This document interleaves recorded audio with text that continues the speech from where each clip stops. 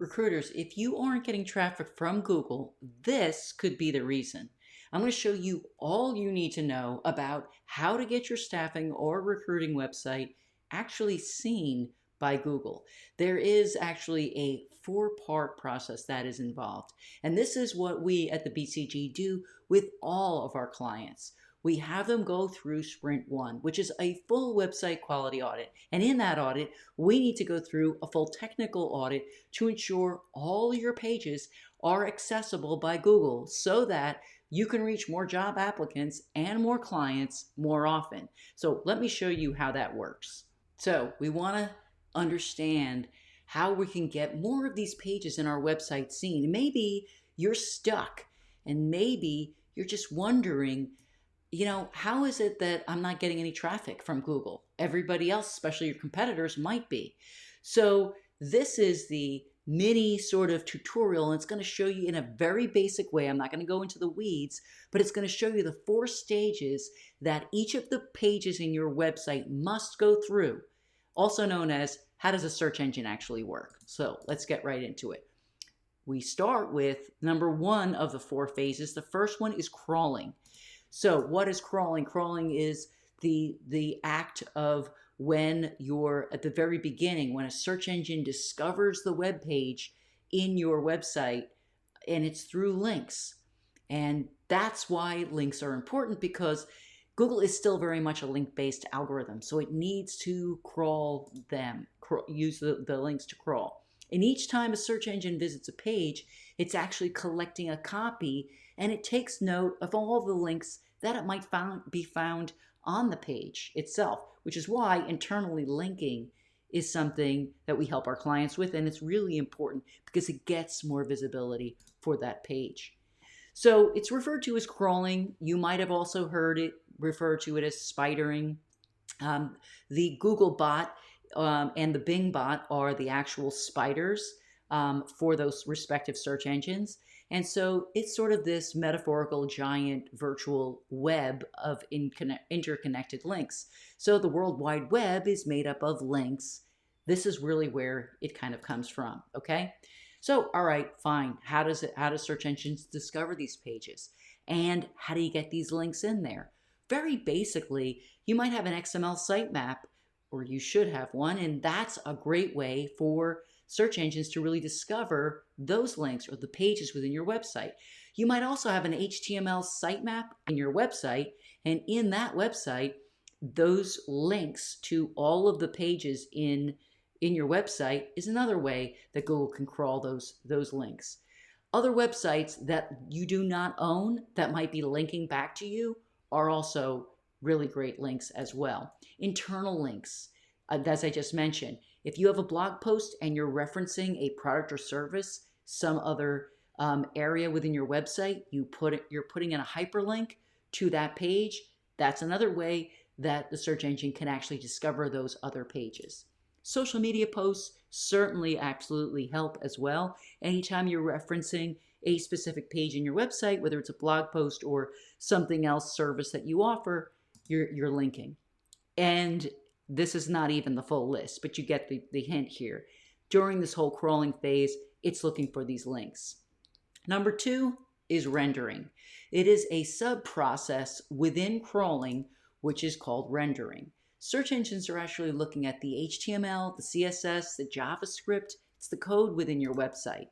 And then rendering mostly becomes an issue in SEO when the portions within your page are dependent on JavaScript or Ajax to actually operate.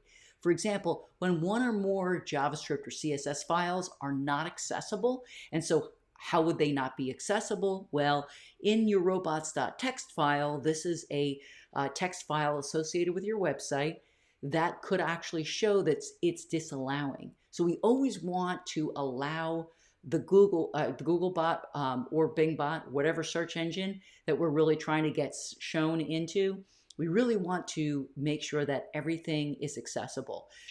So when you think about rendering, the best way I like to describe it is there's 2 states. There's the initial HTML and then the actual rendered state. And that's kind of what I'm showing you in that image here below. Next is indexing or indexation. Once the page is crawled, then rendered, Now the search engines can determine should this actual web page be indexed or not. Now, if you understand what indexing means, off to the right you see there's an actual image here. And what I did was I did a cite command, cite colon, and I did IBM.com. And you can see in the about 220 million page results that are connected. These are pages within IBM.com. So you can imagine there's a lot of pages there. That's one way we can determine if an actual web page is actually in Google's index. In this situation, in this example here, I'm showing you that IBM.com is actually showing in Google's index. Search engine index is functionally similar, if you think about it, to the words that you find within a book. So in the book index, you're going to see all the important words or topics in the book. And the search engine contains many keywords or sequences of keywords associated with lists of pages in a site where keywords are found.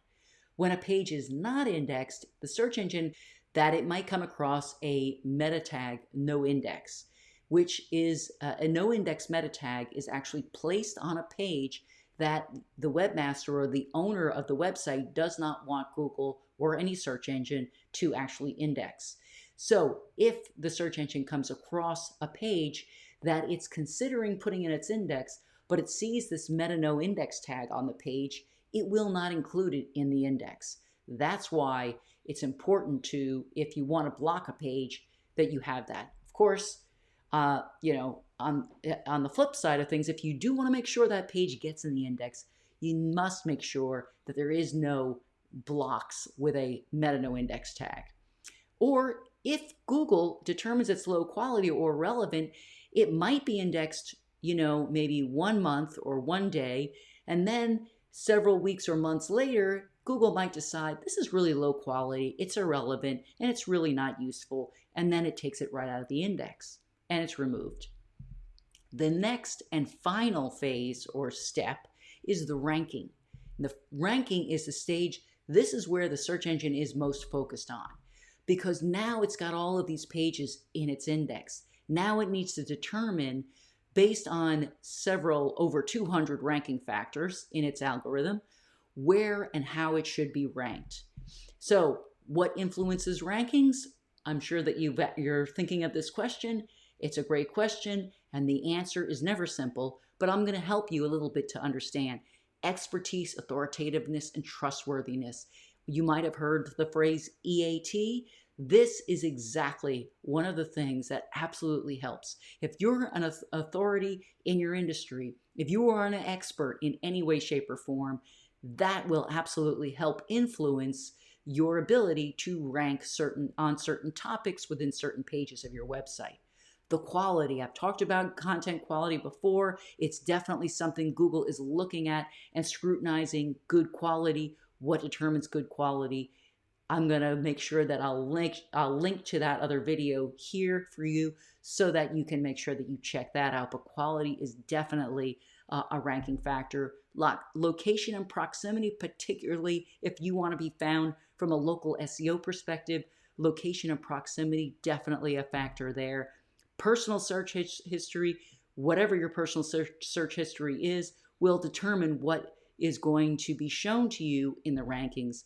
And security, well, that's really more encrypted versus unencrypted websites, making sure that you have an encrypted HTTPS, not the non-secured site, will absolutely help and does influence in the rankings. And of course, mobile friendliness, page speed. These are things that we all make sure that we look at and we carefully consider all in Sprint 1 of the website quality audit.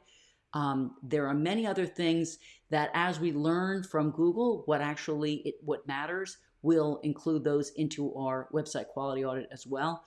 But there are, of course, many other factors that we don't know. So we always look at and we want to analyze those things that we do know. Now, if you're ready to be seen and you need a website quality audit, or maybe it's been several months or years since you've even had one, I want you to head over to bartoliconsulting.com/go and book one for your website. If you have any questions at all about how to be seen by Google, or how to get your web pages into Google's index, I want you to drop them in the comments below.